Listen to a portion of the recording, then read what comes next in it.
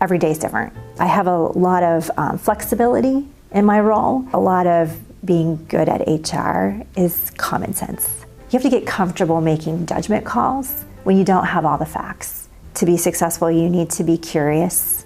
You need to be thoughtful and consider all the facts. HR tells everyone what to do. And really our job is to help facilitate the conversation and get to an outcome. You can get all that information from that first phone call with the recruiter. That's how you know if somebody's really passionate about the company they work for, is when you talk to them.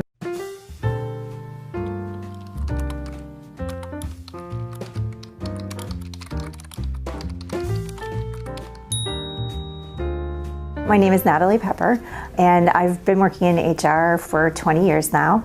My current role is a project manager. I'm leading a review of Los Alamos National Labs compensation system.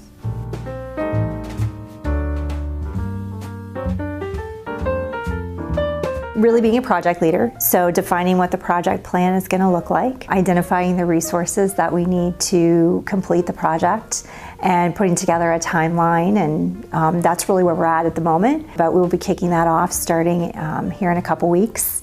And then my role at that point will really be meeting with managers and employees to understand what their roles are, and then to take that information and compare it to what we see in the market so we can determine what compensation should look like.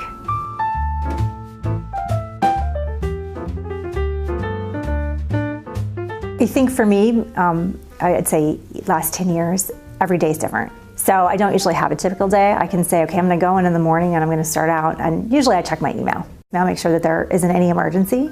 But beyond that, there's not a typical day. Yesterday was full of a lot of meetings. Some days are like that. Yesterday I had multiple meetings, one specifically addressing the project and really working through what phase one of the project, what that scope was gonna look like, and then talking about phase two. So that was a teleconference with the individuals in New Mexico. And then I had 3 other meetings that day, just really working on different projects. One of them looking at related to compensation as well, but also one that was bigger, really looking at career enablement. So for an employee, how do you move in your career? If you start out as a recruiter, how could you become the senior recruiter and then maybe the manager? So really looking at talent and how you develop someone. What kind of questions do you ask employees, those who are unhappy with their current job, to figure out what is it that they would like better? Mm-hmm. So usually if I'm gonna have that conversation with an employee, I start out by asking them just to tell me about what they do. What is it about your job that you like? What is it that you wish was different? Really, like a lot of the why questions, and kind of probing in each time. Maybe asking them, okay, what interests you? Right, to figure out, do you prefer to be more actively engaged in talking? Like maybe you want to be in sales or business development, or do you prefer to work more one-on-one? So just a series of questions like that to see what it is, and then based on my knowledge of what positions we might have, then I might go that next step of describing another position that we have in the organization that seems like it's a good fit, and really just the dialogue back and forth to try and figure out, maybe it's introducing them to something that they didn't realize was there, what another option that might be out there. So really it's just a lot of asking questions.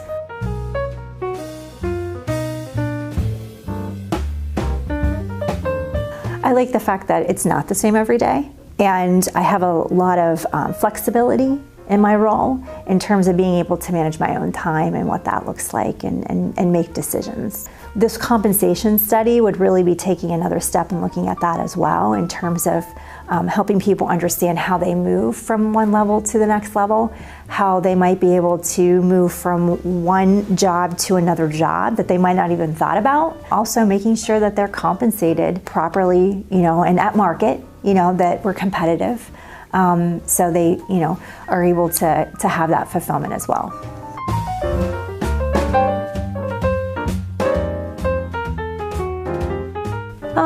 Having hard conversations.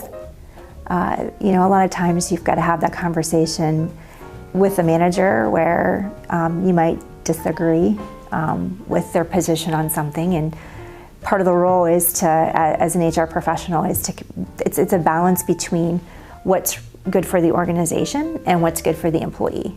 And so sometimes you got to have that hard conversation with a manager to let them know that maybe they're not right, or there's multiple ways to look at something and you've got to influence them. I think it's also hard to have that conversation with employees if they're asking you for something that just can't happen. Then you've got to find a way to help them understand why that can't happen. You want them to walk away feeling like they've been heard. So that can be a challenge sometimes, particularly just in the moment.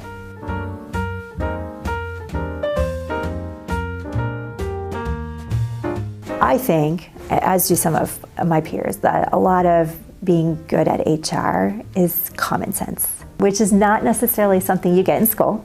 It tends to be something that you learn as you're going along. When people think about HR, they have a couple different reactions. They think, oh, HR is mean, or HR tells everyone what to do. And really, our job is to help facilitate the conversation and get to an outcome. At least that's how we've been practicing HR where I'm at, and really, helping drive an outcome, but not direct the outcome. People will say, well, HR fires people. HR doesn't. They don't make the decision. We make sure that it's the right decision for the organization, and the supporting information might be there. But and while we might participate, we're not usually, in general, usually the one doing it.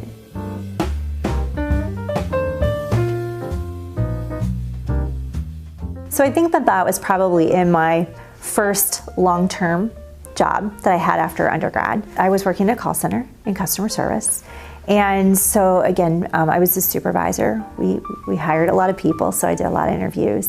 We had to train the individuals to be able to do that. There tends to be in a job like that a lot of employee issues. So you do a lot of counseling. You might be doing some terminations. And so I can remember at some point in there, someone said, "You're really good at that." I had a couple employee situations. I had one where, it was very interesting. I was doing this performance review, and when we got done, he goes, "Wow, I was afraid to come in here." He said, "But that was really good, and you really understand what I'm doing." And then I had somebody else that we fired, and had she been as professional in everything else she did when she got fired, she'd been a great employee. Because she had some good qualities, but she had done something that was a terminable offense. But she said, "That was the nicest I've ever been fired." So I kind of put those things together because I wasn't crazy with what I'm like, okay, maybe I can do HR.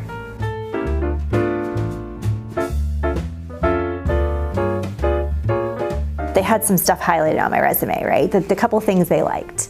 One of it was around the recruiting and the fact that we had an IT support organization at the call center.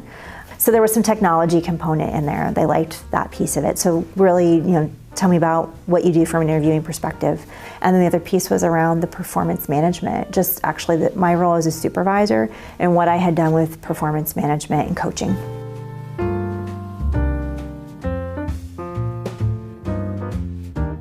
Having some business classes is a good idea.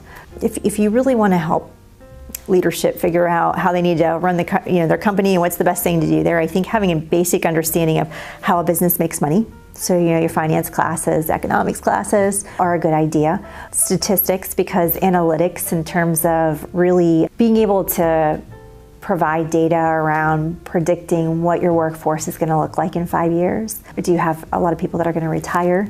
And how do you prepare for that? So I think that is important. HR Foundation is a good step in there as well. Most everyone that we've hired in our HR team has had at least an undergraduate or a graduate degree in HR.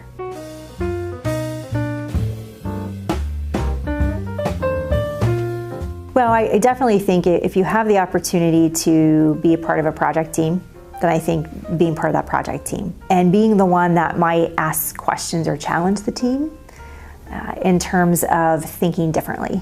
A lot of times when people go into a meeting or they go into a conversation, they might have some preconceived ideas in their head.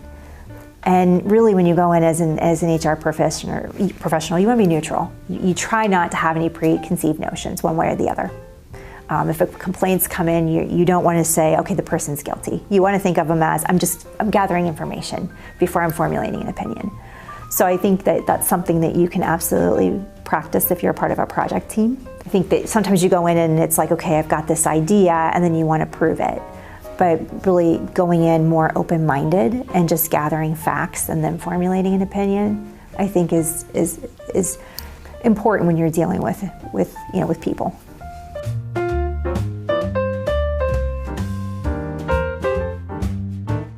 I like to know what it is that motivates them, right? And just go about some questions around what excites them, what motivates them. And then just some basic questions around, have you ever experienced this, or have you ever experienced that? So, have them walk us through a project that they've been a part of, what they learned from the project, what their role was in the project. If they've done an internship, really asking them questions about the internship, what they learned from that. Analytical thinking is certainly something that I think is exceptionally beneficial to progress in your HR career. So being able to just think about a situation, analyze it, and come up with a theory. We're just looking to see that they've actually had some exposure, some job, right? Even working at Target or working at a restaurant, in a capacity like that, puts you in more of a lot of HR is customer service. Really, when you think about it, it's your customer service to a manager, or it's customer service to the employee in terms of making them, feel like they've been heard and, that they've been able to get a resolution. So I think what we look for, if you don't really have a lot of work history, is that you have some work history, whether that would be, and even someone potentially who's, maybe had a role and they've just been a babysitter. We're looking for somebody who demonstrates dependability. One of the things in HR is how you get along with people, right? And how you respond in a situation that may be tense. So, did you ever have a project where you didn't get along with the others on the team, and what did you do? So I think it's important, to be specific, right? And to give examples. A lot of times people will just kind of give you some vague answer. We're really looking for something specific in there that demonstrates what you really did learn, right? That you're able to articulate that. That's sometimes where you can really get the critical thinking.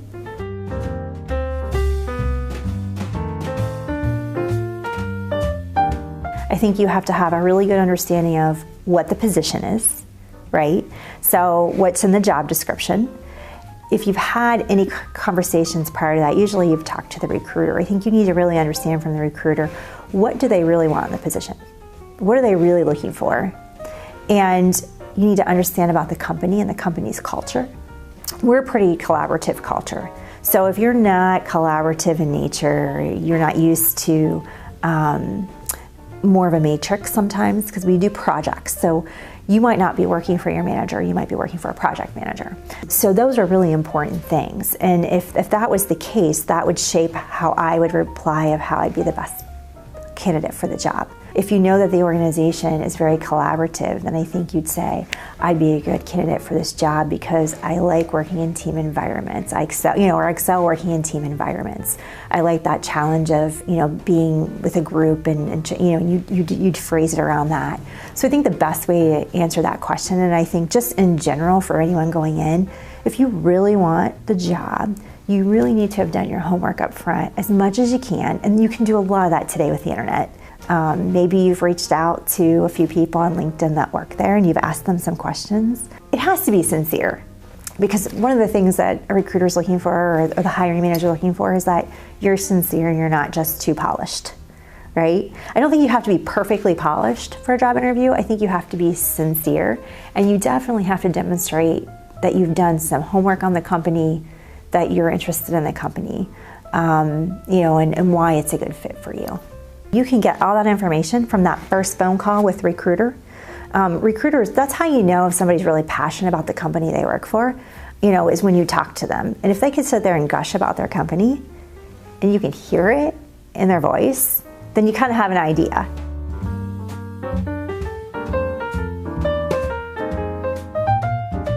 When you go through and you're going through and you're just taking the classes. Actually practicing what you're learning in terms of theory is a little bit different. You have to get comfortable making judgment calls when you don't have all the facts and you know you're not going to have all the facts.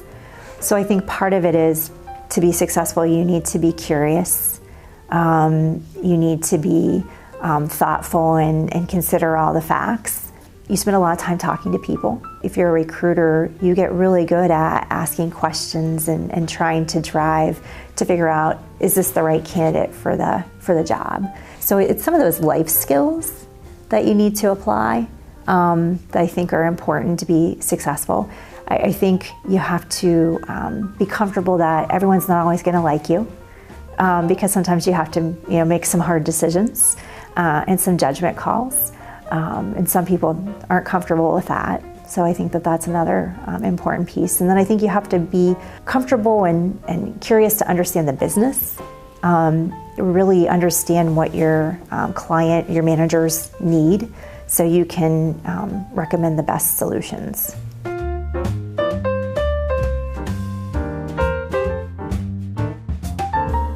You're going to come in some kind of HR, entry-level HR position. And sometimes you're going to come directly into one of the, specific disciplines. So maybe you're going to start out in compensation, or you're going to start out in benefits, or you're going to start out in recruiting. And then from there, you could progress up in that, particular discipline. Or you think that that's about the point after you've done 2 to 3 years where you can decide, okay, I want to try another discipline in HR.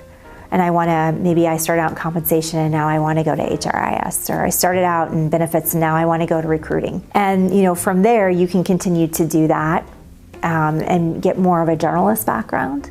And most business partners tend to have had more experience. They've been in different disciplines in HR, so they can touch on a little bit of everything. And then some people are very deep in a specialty. So maybe they started out in benefits and they became a senior benefits consultant and then the director of benefits. And potentially broader umbrella then would be over total rewards, which would potentially include benefits and compensation, a larger umbrella. And from there they may become the head of HR, the CHRO.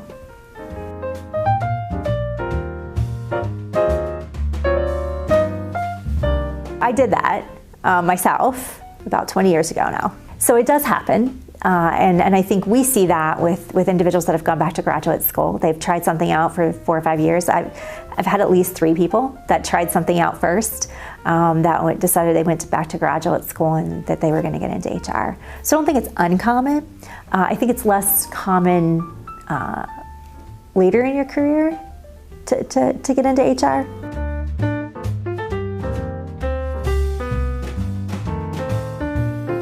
You'll find a lot of people who might independently just be recruiters, and they might have a specialty that they recruit for, and so that's something that they can do individually because they're really good at networking. I mean, maybe they were a cyber engineer and they've decided they don't want to do that anymore and they want to do recruiting, and so I think that that's something. Actually, I had seen something recently on LinkedIn around someone who was a lawyer and now he did recruiting. He recruited lawyers, he hired them, more like a headhunter.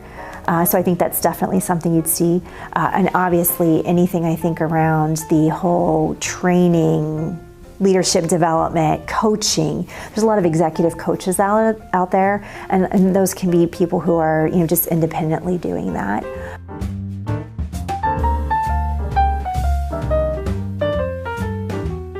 We've hired a lot of people into HR, actually, that are more recent graduates.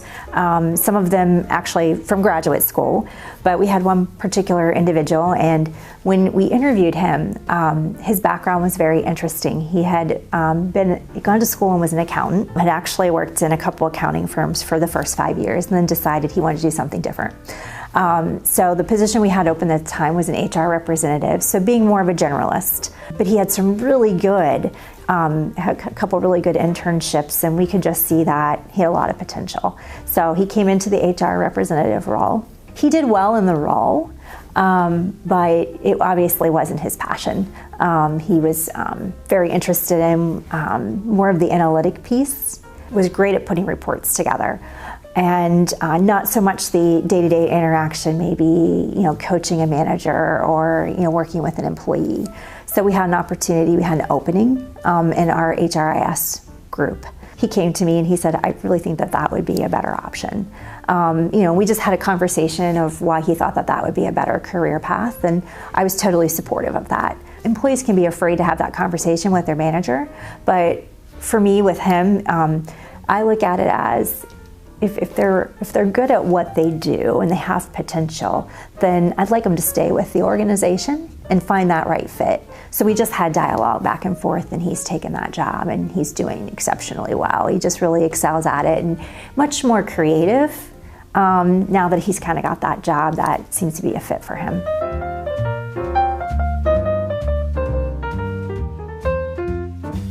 Well, I definitely think, artificial intelligence somewhat impacts the whole recruiting spectrum, right? From the time I started, because I started in recruiting, there was nothing out there for me to go look. I wasn't going to be even necessarily using the internet, right? We were still, when I first started way back, we've still been a newspaper posting. So it's evolved a lot in terms of being able to find candidates and reach out to candidates. So I think, that's a piece of it. The other piece is around the development, the kind of the learning and development of individual employees. In the past it's been, we'll send you to a training class or we'll have you do that. There's a lot of mobile technology out there today that allows for employees to do 10-minute snippets of learning that might help them develop in their career. So I think that those are things, and then a really big one is around data analytics. And being able to use that to help leaders really understand what their talent needs are and what the return on investment is from doing something.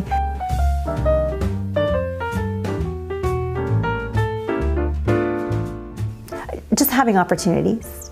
At my current employer, I've had a lot of opportunity to even just experiment outside of HR, learning the business and being able to try something new. Just by saying, by expressing I have an interest in doing more than my day-to-day job, then they've given me stretch assignments to be able to do that. I'm grateful for the opportunity to be able to try new things and to continue to learn.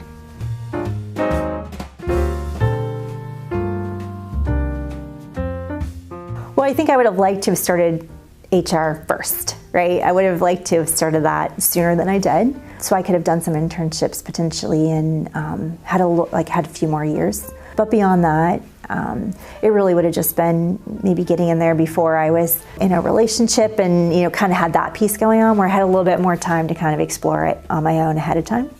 Maybe I would have moved. There's some wonderful leadership development opportunities out there. By the time I went back to grad school, I had a child. So it's kind of like, oh, I'm not going to, do that rotation. So, my daughter was 2 years old when I went back to grad school, so.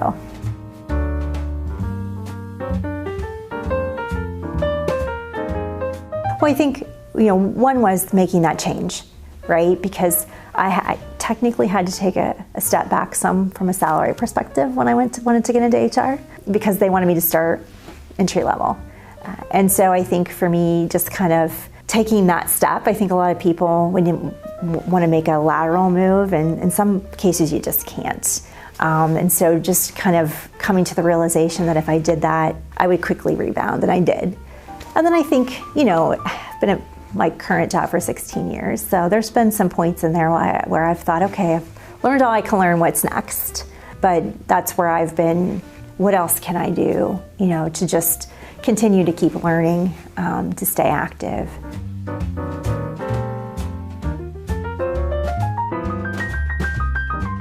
So, I'm at a point right now where my current organization's not necessarily growing. And so my opportunities are either going to be to leave or to relocate. So trying to figure out which one of those works best. It's a lot. My daughter's going to be a freshman in the fall in high school. So I'm not sure moving her right now is the right option, although I'm really enjoying this project I'm on. So, just potentially starting to look at what are other opportunities out there and thinking through, do I want to do something slightly different, still in HR, but slightly different than what I've done for like the last 5 or 6.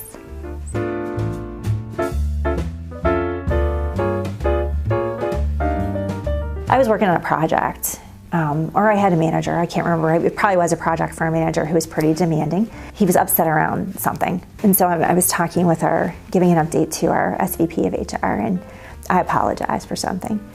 He's like, don't ever apologize. He's like, when something like that's out of your control, just don't ever apologize. And he's like, sometimes women do that too much. And it was interesting because after he said that to me, I thought about it, and then I read a few things. You know, and women do tend to, at least that was what the articles implied, they do tend to ask more, I don't want to say politely, but they tend to put a little bit of that in there. And so I took that to heart. There's a time when you need to say, I messed up, versus a time when you just say it because it seems like the right thing to say. So I think that was pretty good. And then I used that with some of my earlier career folks as well. You tend to have a lot of, at least we do, a lot of women who do the business partner role. And I had one in particular, and she was always copying me on emails to managers, and she'd say, well, I'm like, you don't need to apologize, you haven't done anything. They're unhappy, that's not why you apologize. And just kind of that thought process in there, because you're trying to build respect and you want to influence.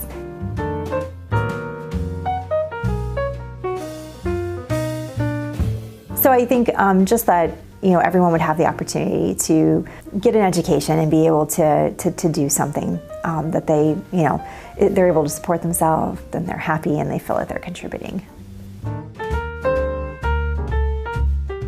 What's your favorite food? Ooh, my favorite food is probably cheese. What's your favorite thing to do in your free time? In my free time, exercise. What's your favorite country to visit? Well, I've only really been to one other one besides the United States. That's Italy. It was beautiful. I would definitely go back and visit some other parts of Italy. What is one thing that you cannot live without? Probably my phone. What's your favorite book? I don't know that I have just one. Maybe genre? Do you have a favorite? I think it's usually more like suspense or, you know, something like that. Something that's gonna keep me interested. What's your favorite show or movie? I don't know that I have a favorite one. I don't watch a lot of TV.